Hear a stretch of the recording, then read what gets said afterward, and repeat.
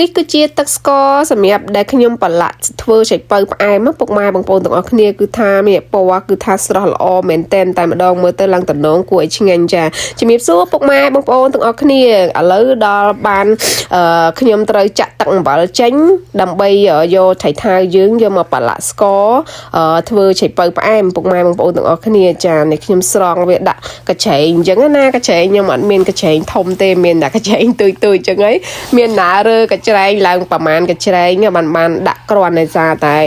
ឆៃថាវយើងច្រើនដែរដល់ពេលចឹងទៅអត់មានកញ្ច្រែងធំដាក់កញ្ច្រែងទុយឡើងប្រមាណកញ្ឆេងចឹងតែម្ដងយើងអត់រើដាក់កធុនដាក់អីទេដោយសារតែកាលណាបើយើងដាក់កធុនទៅនៅពេលដែលវាស្រក់ទឹកទៅទឹកហ្នឹងគឺវាដក់នៅជាមួយនឹង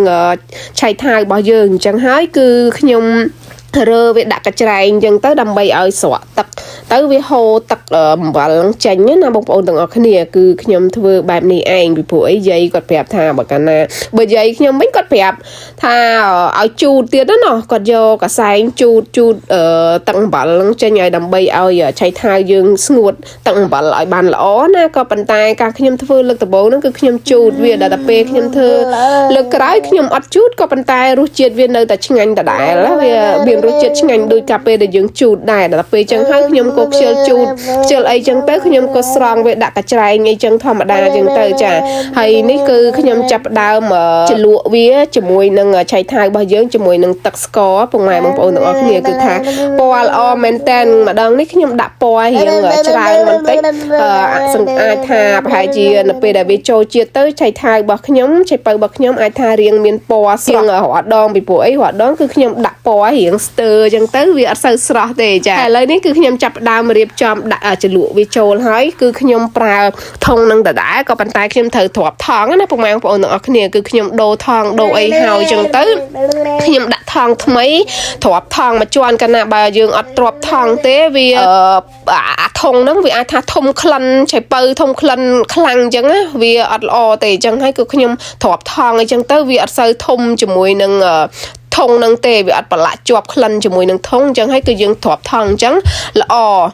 សំណុកពេលដែលយើងធ្វើលើកក្រោយទៀតក៏វាអត់មានជាប់ក្លិនប្រឡាក់អីអត់មានបបាក់អីលាងដែរចាហើយចំពោះថៃនេះផងដែរគឺខ្ញុំប្រឡាក់វាម្ដងមួយអញ្ចឹងពុកម៉ែបងប្អូនទាំងអស់គ្នានិយាយទៅយកទៅប្រឡាក់ទឹកស្ករហ្នឹងឲ្យវានិយាយទៅឲ្យវាសប់ណាបងប្អូនទាំងអស់គ្នាប្រឡាក់វាម្ដងមួយដើម្បីឲ្យវាសប់ចូលជាតិដែលយើងប្រឡាក់កាលណាបើយើងអត់ប្រឡាក់វាម្ដងមួយចឹងទេនៅពេលដែលយើងចាក់ទឹកស្ករចូលតែម្ដងយើងគ្រាន់តែរៀបឆៃថាវរបស់យើងចូលក្នុងធុងតែម្ដងគឺវាអត់ចូលជាតិសពអត់ឆ្ងាញ់ទេបងប្អូនទាំងអស់គ្នាយាយគាត់ប្រាប់អញ្ចឹងណានិយាយទៅក្បួនយាយប្រាប់ថាម៉េចយើងត្រូវធ្វើបែបហ្នឹងចាគ្រាន់ថាឥឡូវកាលមុនគាត់ឲ្យខ្ញុំជូតឆៃថាវគឺខ្ញុំជូតក៏ប៉ុន្តែវាប្រើពេលយូរពេកបងប្អូនទាំងអស់គ្នាវាស៊ីពេលស៊ីវេលាពេកអញ្ចឹងទៅខ្ញុំក៏អត់ជូតដោយសារតែកាលណាបើខ្ញុំអត់ជូតទៅក៏វាមានរសជាតិឆ្ងាញ់ដែរដល់ពេលអញ្ចឹងទៅខ្ញុំខ្ជិលជូតចាឥឡូវនេះខ្ញុំក៏បានរៀបចំឆៃពៅរបស់ខ្ញុំហ្នឹងប្រឡាក់វាម្ដងមួយសពអស់ហើយអញ្ចឹងទៅនៅអញ្ចឹងទឹកស្ករដែលនៅសល់ហ្នឹងគឺខ្ញុំចាក់វាពីលើបងប្អូនទាំងអស់គ្នាចាក់វាចូលឲ្យអស់ទៅនិយាយទៅកោសជូតវាអស់អញ្ចឹងណាពុកម៉ែបងប្អូនទាំងអស់គ្នាកុំឲ្យវានៅសល់ដើម្បីឲ្យវាចូលជាតិឲ្យសពអីចឹងណាកាលណាបើយើងសល់ទុកច្រើនពេកយើងអត់ជូតវាឲ្យអស់ទេវាអាចថាស្ទើររសជាតិអីមួយចឹងក៏ប៉ុន្តែខ្ញុំធ្វើរាល់ដងវាអត់មានស្ទើរទេដោយសារខ្ញុំធ្វើរាល់ដងគឺបែបហ្នឹងចាជូតវាស្អាតចឹងទៅនេះរៀបចំដាក់អីចឹងទៅហើយបន្ទាប់មកខ្ញុំមកចាប់ផ្ដើមរុំថងពុកម៉ែបងប្អូនទាំងអស់គ្នាចាខ្ញុំយកកម៉ូបហ្នឹងយកមកគ្របឲ្យស្កត់វាមួយជាន់នេះទៅ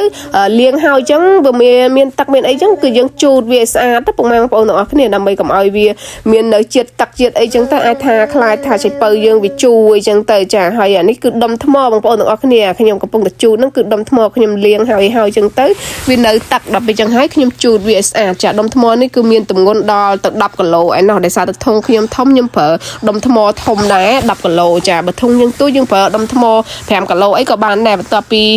ខ្ញុំដាក់សង្កត់ដុំថ្មហើយចឹងទៅខ្ញុំចងថងចងអីចឹងទៅក្រោបវាឲ្យជិតហើយវាជិតហើយក៏ខ្ញុំទុកបានប្រហែលជាមួយសប្តាហ៍គឺយើងអាចបើកញ៉ាំបានហើយពុកម៉ែ